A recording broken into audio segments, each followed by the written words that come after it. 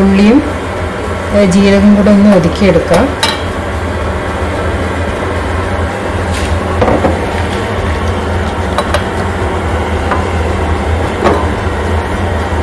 ഇത് 1 ടീസ്പൂണാണ്. ഇതിൻ്റെ കുത്തിഷ്ടമില്ലെങ്കിൽ കുറച്ചിട്ടാൽ മതി.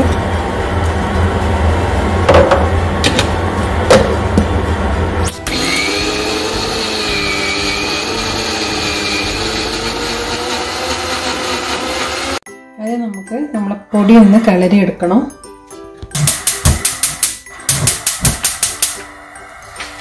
അതിന് നമ്മൾ 1.5 ഗ്ലാസ് പൊടിയാണ് എടുത്തത്. അപ്പോൾ 2 ഗ്ലാസ് വെള്ളം വെച്ചിട്ട് നമുക്ക് പൊടി കിളരിയെടുക്കണം.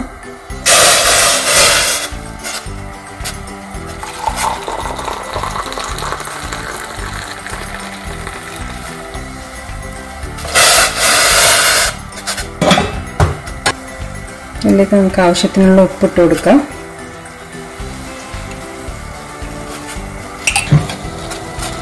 വെള്ളം തിളച്ച് വരുന്ന സമയത്ത് നമുക്ക് നമ്മൾ ഒതുക്കിയെടുത്തിട്ടുള്ള തേങ്ങൻ്റെ മിക്സ് അതിലേക്ക് ചേർത്ത് കൊടുക്കാം.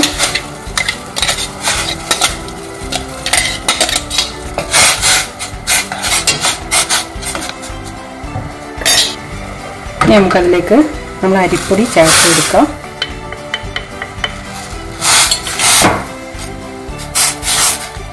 എന്നിട്ട് അതിനെ നന്നായിട്ടൊന്ന് വേവിച്ചെടുക്കണം. നമ്മൾ പത്തിരിക്കൊക്കെ കുഴയ്ക്കുന്ന പോലെ.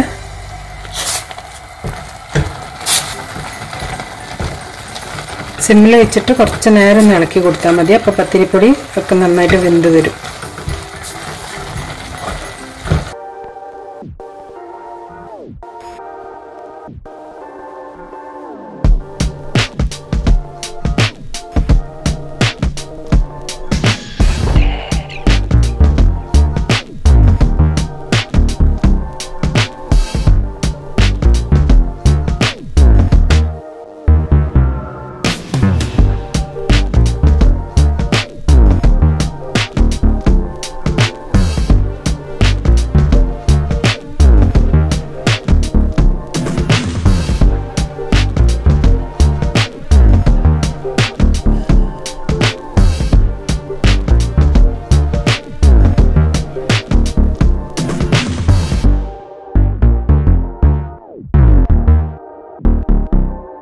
ഇതെടുത്തിട്ട് നമുക്ക് ആവി പാത്രത്തിൽ വേവിച്ചെടുക്കുകയാണ് വേണ്ടത്. ആവിയിലാണ് വേവിച്ചെടുക്കേണ്ടത്.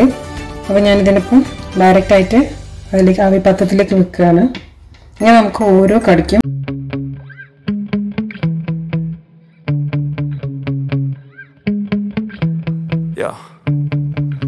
Sometimes I get so mad, there's no controlling me. My thoughts get so bad, I'm like, I might grab a bat, I don't know my wrath, my blood boils over like, oh God, here goes. I lost all feeling from my head to my toes. You said some shit that I can't let go, so just stay tuned for the rest of the show.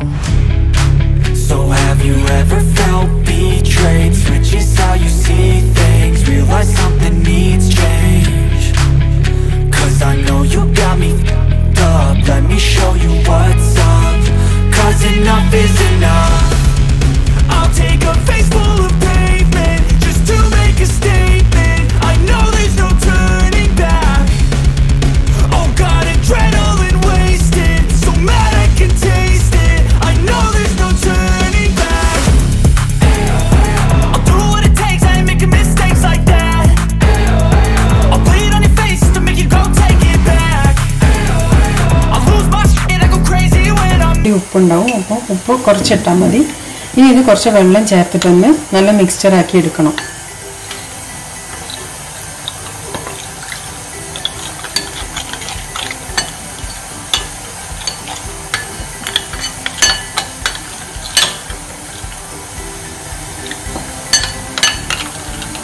ഈ ഒരു തിക്നെസ്സിൽ mixture ഉണ്ടാക്കിയിട്ട് ഇതാണ് നമ്മൾ കടുക്ക dip ചെയ്തിട്ട് fry ചെയ്യാൻ എടുക്കുന്നത്.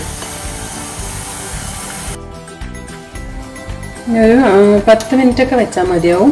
അപ്പോഴേക്ക് ഇത് കുക്കായിട്ട് വരും. ഇതിപ്പോൾ കടുക്ക പൊടിയൊക്കെ നന്നായിട്ട് കുക്കായി വന്നിട്ടുണ്ട്. അപ്പം നമുക്ക് മനസ്സിലാവും, കാരണം കടുക്കൻ്റെ സൈഡിൽ നിന്ന് ഇങ്ങനെ ഇറച്ചി വിട്ട് വരുന്നത് കാണുമ്പോൾ നമുക്ക് മനസ്സിലാവും ഇത് കുക്കായിട്ടുണ്ടെന്ന്. ഇനി നമുക്കിതിനെ മാറ്റാം. ഇനി നമുക്കിതിനെ ഫ്രൈ ചെയ്തെടുക്കാം. അപ്പം ഞാൻ ഒരു പാൻ വെച്ചിട്ടുണ്ട്. പാൻ ചൂടാകുമ്പോൾ ഓയിൽ ഒഴിച്ചു കൊടുക്കാം.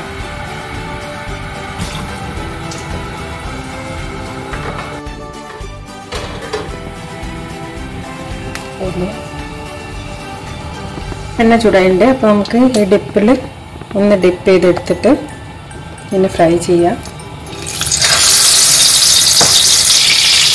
നമുക്ക് ഷെല്ല് ഒഴിവാക്കിയിട്ടും ഫ്രൈ ചെയ്യാൻ പറ്റും. ചില ആളുകൾ ഷെല്ലില്ലാതാണ് ഫ്രൈ ചെയ്തെടുക്കുക. അപ്പോൾ നല്ല ശ്രദ്ധിച്ചിട്ട് ഷെല്ല് ഊരിയിട്ട് ഫ്രൈ ചെയ്തെടുത്താൽ മതി.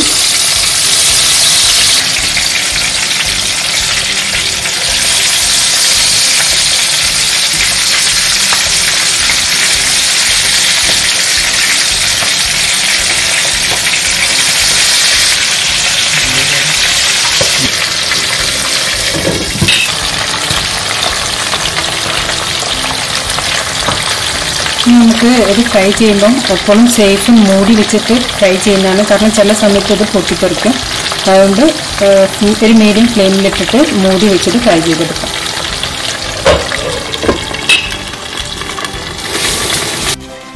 ഇനി നമുക്ക് ഇതിനൊന്ന് തിരിച്ചിട്ട് കൊടുക്കാം.